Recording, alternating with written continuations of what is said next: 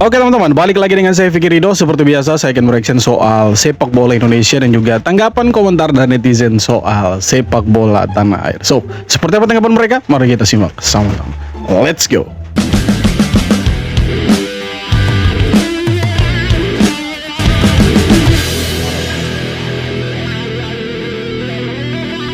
Gila, bek timnas Indonesia sejajar Mbappe di Eropa, ratingnya bikin melongo. Bek andalan timnas Indonesia Kevin Dix resmi masuk tim terbaik Eropa edisi November 2025 versi Fotmob, platform statistik paling valid. Bayangin, namanya nongol bareng bintang-bintang top kayak Kylian Mbappe dan Mason Greenwood. Kevin Dix yang jadi pilar di Borussia Mönchengladbach sepanjang November sukses bawa timnya nggak terkalahkan dan doi cetak 2 gol krusial dari penalti. Ratingnya cuma kalah dari sensasi muda Barcelona, Lamine Yamal di angka 8,7. Nonton bola gratis, klik link di bio. Ini bukan kaleng-kaleng bro. Kevin Dix nunjukin kalau pemain timnas Indonesia kita punya kualitas buat head to head sama yang terbaik di 5 liga top Eropa, Inggris, Spanyol, Italia, Jerman, dan Prancis. Gak cuma kuat bertahan, skill ngegolin dari titik 12 pasnya juga on fire. Prestasi ini auto jadi bukti kalau skill anak Indonesia itu levelnya udah setara dunia. Respect.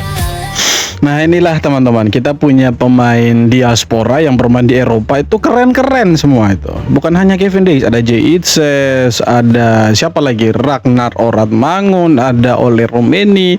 Jadi mereka nih jelas, mereka punya skill, punya kewarganegaraan itu jelas. Jadi berbeda lah dengan yang di sana yang katanya itu bermain di La Liga. Tetapi setelah diinvestigasi, setelah diselidiki lebih jauh, rupanya itu pemain ilegal, siluman semua itu 7-7-nya. Dan entahlah mereka punya kabar sekarang seperti apa. Tapi yang jelas kalau mau dibandingkan dengan pemain-pemain kita, itu levelnya berbeda bro.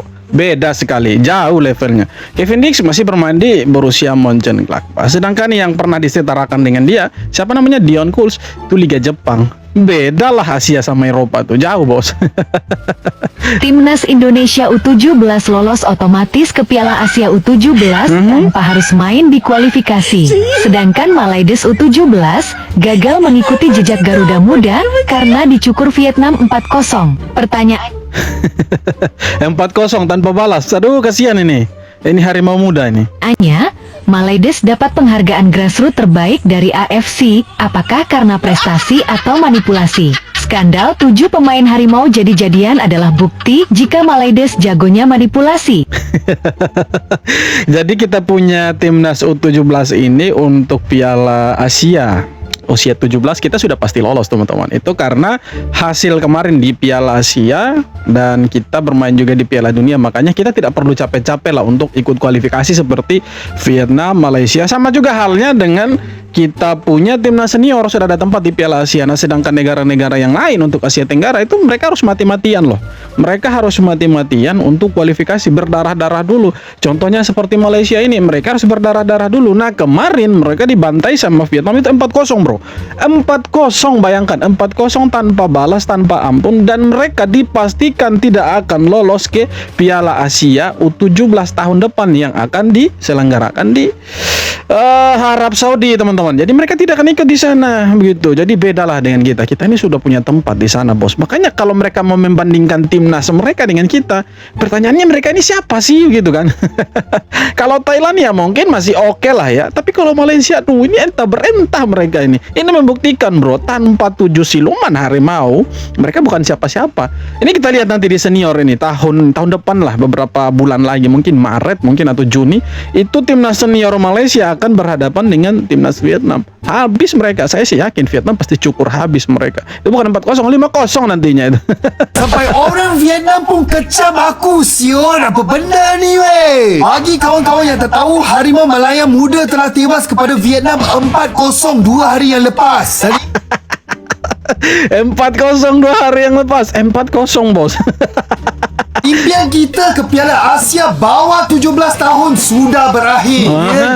Video ni lewat sikit. Bukan pasal abang malu atau takut sibuk layan cewek bro. Muka tebal 10 inci kot. Menang atau kalah aku tak lari bro. Lebih-lebih lagi kalau melibatkan pasukan kebangsaan yang disayangi. Game Malaysia lawan Vietnam hari tu aku ada layan bro. Bukan main palatau je. Dan jujur cakap itu bukan standard permainan harimau muda kalau berbanding game-game yang sebelumnya. Dari minit pertama, jelas sekali Harimau Muda nampak kurang confident dan struggle main ke rumah Vietnam di mana pemain-pemain mereka semangat nak balas dendam. Abang bagi kredit kepada pemain Vietnam, padu gila. Dari permulaan game sampai akhir, mereka lah yang mengawal permainan dan kebanyakan masa bola berada dalam kawasan kita. Beberapa kesilapan defense dan juga penyerang kurang klinikal meletakkan kita dalam situasi yang kurang selesa sepanjang game. Lepas game tamat memang nampak pemain Harimau Muda sangat hampa dan sedih. Tapi jangan risau adik-adik, kita semua tak kecam. Ekor harimau masih sokong korang. Inilah cara terbaik untuk menaikkan tahap permainan. Belajar dari kesilapan, bangkit semula selepas kalah. Teruskan kerja keras, stay humble dan abang percaya lepas ni Harimau Muda akan jadi lebih padu. Demi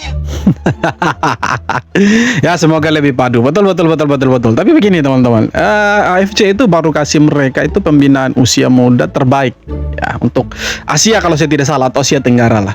Tapi pertanyaannya, apakah pemberian penghargaan itu berdasarkan fakta di lapangan atau hasil manipulasi atau hasil yang memang itu ya boleh dibilang diada-adakan lah ya kan, seperti halnya mereka naturalisasi 7 pemain itu. Nah, kalau kita lihat mereka dapat penghargaan grassroots terbaik, loh kemarin itu dibantai 4-0 dan mereka gagal ke Piala Asia. Itu penghargaan apa sebenarnya? Harusnya kalau mau dilihat penghargaan itu mau fair ini ya, kalau mau fair itu penghargaannya kasih ke Indonesia, bos. Kasih ke King Indo, karena King Indo sudah pasti lolos. Daripada yang dapat justru tidak lolos, itu bagaimana itu ceritanya itu? Para pemain naturalisasi ilegal Malaysia sekarang bisa mengucapkan selamat tinggal nih, Bes. Hal tersebut diungkapkan oleh pakar olahraga Malaysia Nasnor Juzaili yang menilai sanksi itu udah cukup buat mengakhiri harapan mereka pakai jersey Harimau Malaya. Pak Cik Satu ini yakin kalau dari segi kebugaran sampai sentuhan pasti akan hilang dan masa depan mereka di timnas Malaysia udah tamat. Doi menilai para pemain ini mungkin masih bisa balik ke level klub, tapi itu juga butuh waktu lama. Nah, yang terbaru, salah satu pemain naturalisasi bodong mereka yakni Imanol Machuca resmi didepak dan dipulangin ke klub lamanya Fortaleza. Hal ini memperpanjang daftar naturalisasi bodong Malaysia yang didepak dari klubnya masing-masing. Mungkin ini waktu yang tepat buat para pemain naturalisasi ilegal Malaysia ngucapin wabillahi taufik wal hidayah. Tapi begini teman-teman, sekarang kan mereka punya status kewarganegaraan itu sudah pasti menjadi kewarganegaraan Malaysia. Iya dong, karena mereka sudah dinaturalisasi dan diakui sebagai orang Malaysia sekarang ini kan. Nah, sekarang ketika mereka terkena skandal seperti ini dan ada pemalsuan dokumen, pertanyaannya apakah mereka akan tetap menjadi orang Malaysia atau akan kembali ke negara asalnya nih, Argentina, Brasil, Belanda, Spanyol, entahlah satu apa. Ada 5 pokoknya. Apakah mereka akan kembali ke negara-negara itu atau mereka tetap jadi orang Malaysia? Nah, sekarang mereka nih hanya didenda sekitar 40-an juta lah. Plus mereka tidak boleh ikut bermain dalam turnamen apapun resmi di bawah FIFA, mau itu di klub, latihan resmi tidak boleh. Nah, sekarang apakah hanya itu? Apakah hanya itu? Wow, itu gampang sekali, itu mudah sekali itu sanksinya. Harusnya ya jangan hanya mereka, harusnya FAM atau Federasi Sepak Bola Malaysia juga di-banned. Dan yang kalau mau lebih fair lagi, poin yang mereka dapat lawan Vietnam dan Nepal itu harusnya dipotong dong. Harusnya itu dianulir, itu dikasih ke Vietnam sama Nepal. Kalau mau fair, tapi ini kita lihat ya seperti mengambang saja. Dan kabarnya bahkan CAS itu belum dapat seperti surat ajuan dari Malaysia untuk mau banding atau mau sidang, belum ada itu. Jadi mereka sepertinya main-main dengan 7 pemain ini. Tapi terserah mereka lah, intinya Indonesia berada di jalur yang tepat dan kita punya naturalisasi itu benar-benar karena ya mereka punya garis keturunan Indonesia. Beda dengan yang jersey kuning ini beda dong. Pelatih Malaysia Peter Ceklamovski membanggakan capaian gak terkalahkan Malaysia di sepanjang 2025 meski pakai pemain naturalisasi ilegal. Dan bangganya mereka pakai pemain naturalisasi ilegal. Ini belum ada putusan loh resmi bahwa nanti mereka akan ikut atau tidak. Ini belum tentu, dan mereka juga belum tentu lolos ini. Belum tentu lolos ke Piala Asia karena poin dengan Vietnam itu beda tipis, dan terakhir nanti mereka akan ketemu Vietnam itu. Di 8 laga di sepanjang tahun ini, Harimau Malaya memang meraup 7 kali kemenangan dan sekali hasil remis tanpa tersentuh kekalahan. Tapi kemenangan lawan Nepal dan Vietnam didapat ketika mereka masih menyelundupkan pemain ilegal. Ini salah satu milestone bagi kita. Kita tidak tewas di sepanjang 2025. Saya bangga dengan identitas permainan kita, ucap sang nahkoda dikutip dari Bola Sport. Nah, bangganya pakai pemain ilegal. Bisakah Malaysia mempertahankan rekor unbeaten itu kalau nggak pakai pemain ilegal? Atau rekor itu cuma ilusi sebelum hukuman berat dijatuhkan? Saya sih yakin teman-teman, kalau misalkan pemain-pemain ini tidak main lagi untuk Malaysia di tahun depan, ya kan, dan mereka ini katakanlah di-banned dari timnas Malaysia, saya yakin Malaysia pasti akan hancur, akan dibantai sama Vietnam itu. Itu mungkin Vietnam ya salah strategi saja si Kim Sang-sik waktu itu bermain di Bukit Jalil. Nah ini nanti bermain di kandangnya Vietnam, bro. Ini habis mereka dari Vietnam nanti ini, yakin sih saya. Pasti mereka sudah persiapkan itu segala sesuatu untuk mengalahkan Malaysia ini. Karena mereka harus balas dendam. Karena kalau sampai Vietnam kalah lagi nanti, selesai Vietnam, tidak akan ikut mereka di Piala Asia, bro. Jadi mereka akan lakukan segala cara, apapun caranya mereka harus lakukan. Entah itu nanti meminta poinnya Malaysia ketika mereka menang 4-0 itu dikasih ke Vietnam, atau ya mereka akan bermain mati-matian dan mengalahkan Malaysia. Tapi yakin sih Malaysia pasti kalah nantinya, yakin saya. Aduh. Bye-bye Dik Malai. Ini nih yang sempat dapat penghargaan pembinaan pemain muda terbaik. Mimpi harimau muda buat nyusul King Indo ke Piala Asia U17 resmi kandas nih, Bes. Di laga penentuan pada 30 November kemarin, Malaysia U17 dibabat habis Vietnam dengan skor telak 4-0. Meski Malaysia tampil perkasa dalam 4 laga awal, tapi begitu ketemu Nguyen Manchuong dan kolega, mereka kayak langsung kehilangan taji. Vietnam tampil ganas, agresif, dan gak ngasih Malaysia napas sama sekali. Kemenangan ini membuat Vietnam keluar sebagai juara grup C dan mengamankan tiket ke Piala Asia U17. Tapi yang lebih panas lagi, Bes, publik Vietnam menilai kemenangan ini sebagai bentuk balas dendam karena di level senior mereka merasa dizalimi Malaysia yang pakai pemain ilegal. Dan sekarang Nguyen CS tinggal nunggu hukuman tambahan dari FIFA buat Malaysia. Nah, adapun negara ASEAN lain yang menyusul Indonesia ke Piala Asia U17 adalah Vietnam, Thailand, dan Myanmar. Oh keren, ada Myanmar, ada Thailand, ada Vietnam. Nah Malaysia di mana, bro? Itu pertanyaannya. Malaysia di mana? Malaysia di dalam goa itu. Ada sembunyi di balik patung harimau. Kenapa keputusan AFC kayak selalu berbau minyak? Nih jawabannya. Qatar, Saudi, sampai UAE udah lama ngegas dominasi AFC. Sponsor gede, mayoritas dari Teluk. Keputusan penting selalu condong ke sana. Negara lain tinggal angkat tangan. Makanya makin banyak yang ngerasa AFC tuh kayak udah jadi liga pribadi negara kaya. Dan dominasi yang berbau minyak tadi itu justru bikin retak yang tadi gue bilang. Kenapa keputusan? Ya wajar sih, karena mereka butuh uang, itu aja. Toh kalau sponsornya itu memang punya banyak duit, ya kan, punya banyak uang, pastilah dia akan berkuasa di sana, ya kan. Apalagi organisasi seperti AFC ini butuh banyak duit, bro, untuk selenggarakan pertandingan-pertandingan besar. Contohnya seperti Piala Asia, atau mungkin ada ya kita jadikan tuan rumah sebagai tuan rumah Piala Dunia, katakanlah begitu. Pastinya AFC itu butuh uang banyak. Makanya ya siapa pertanyaannya yang punya uang banyak? Ya negara-negara seperti Qatar, Uni Emirat Arab, seperti Arab Saudi, Iran. Nah, mereka kan punya banyak uang, itu ladang minyak di sana kan. Jadi wajar kalau mereka ya yang sedikit diuntungkan lah kalau ada turnamen-turnamen di Asia ini yang di bawah naungannya AFC ini. Jadi wajar sebenarnya. Nah kalau kita mau seperti mereka, ya kita harus punya sponsor yang besar juga dong dari Indonesia. Kalau kita mau diuntungkan, karena sekarang nih ya sepak bola ini bukan hanya tentang olahraga lagi, bro, tapi bagaimana uang berjalan di dalamnya dan menjadi industri pabrik uang itu si sepak bola ini.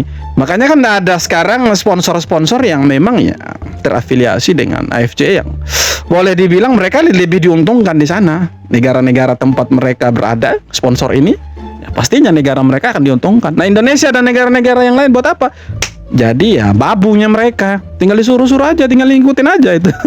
Korban naturalisasi bodong bertambah. Bomber timnas Malaysia dicuekin klubnya. Imanol Macuca akan meninggalkan klub Argentina. Vélez Sarsfield karena masalah dokumen palsu. Selama masa peminjaman performanya biasa aja, cuma 1 gol dan 1 assist. Vélez tak akan membeli dan Imanol harus kembali ke Liga Brazil Fortaleza sambil menunggu penyelesaian kasusnya. Korban Kasihan memang gara-gara FAM ini ya 7 pemain ilegalnya mereka tuh jadi korban sih menurut saya. Karena memang mereka pelakunya mereka.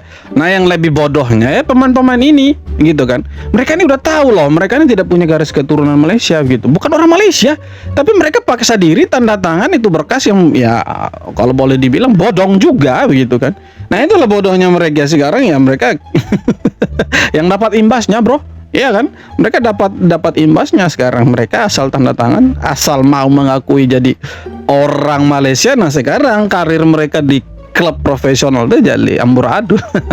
Harimau Melaya muda menang lagi. Apa benda ni weh? Yang ini confirm semua darah Malaysia. Bagi kawan-kawan yang tak tahu, kualifikasi Piala Asia bawah 17 tahun sedang berlangsung sekarang dan Harimau muda sedang menyala. Setakat ini Menyala, bro. dominasi semua Menyala, tim, bro. bangku. Daripada bantai Northern Mariana 13-0 kepada kemenangan ke atas Hong Kong 1-0. Sepatutnya boleh 3-0, bro. Diikuti pesta gol ke atas Macau 5-0 dan mereka baru saja menewaskan Singapura 2-1. Serius padu doh adik-adik kita ni. Padu Berdasarkan doh. apa yang abang tengok, Harimau muda di bawah didikan Javier Ribera menunjukkan permainan yang matang dan agak kemas. Yang paling abang suka cara mereka pressing agresif di kawasan tengah, transition laju bila menyerang, confident bina serangan dari bawah dan juga vision yang bagus daripada pemain kawasan dalam mencari penyerang ke atas. Rata-rata setiap pemain Harimau muda menunjukkan potensi untuk pergi jauh, tapi satu player menarik perhatian abang. Pemain nombor 9 Iman Danisha. Bukan saja pasal dia ada naluri striker, tapi kawalan bola dengan ketenangan dia depan gol special, bro. Tapi jangan kembang hidung, stay humble dan teruskan usaha keras. Lepas ni kena jumpa Vietnam, bukan lawan yang kaleng-kaleng. Tapi jangan risau, ekor harimau sentiasa berada di belakang korang. Lawan tetap lawan, bantai tetap bantai. Keren sekali abang Jom United ini. Berapi-api dia kalau berbicara soal timnasnya Malaysia. Sekarang ekor harimaunya dipotong, bos. Menyisakan badannya saja itu. Dibantai 4-0, bro, 4-0. Bagaimana nih? Tidak seperti Indonesia ini. Indonesia sudah punya tempat di sana. Malaysia, aduh, terancam ini. Bahkan di senior pun mereka terancam itu. Jadi itulah teman-teman perbedaannya Indonesia dan Malaysia. Seringkali lah mereka membanding-bandingkan kan. Jadi tidak ada salahnya dong kita juga membandingkan negaranya kita dengan mereka. Soal olahraga ya kan kita lebih bagus. Apalagi soal sepak bola, bro. Kita lebih bagus ya kan. Ini kita lihat di SEA Games tahun ini, bulan Desember, kita lihatlah mereka sampai sejauh mana sih, apakah bisa mengimbangi Indonesia atau tidak. Ya walaupun kita ada di grup yang berbeda, tapi saya sih harap kita akan ketemu lagi nanti. Ya karena pertemuan terakhir waktu itu kita hajar mereka 4-1 atau 5-1 kalau saya tidak salah. Kalau salah boleh dikoreksi. Tapi selebihnya kan mereka kalah terus itu. Jadi ya kita lihat saja nanti. Dan ya itulah beberapa video tanggapan komentar dari netizen soal sepak bola Indonesia dan Malaysia. Seperti apa tanggapan kalian silahkan tulis kolom komentar. Terima kasih masih sudah nonton. Kita jumpa lagi di video-video berikutnya. Terima kasih, bro.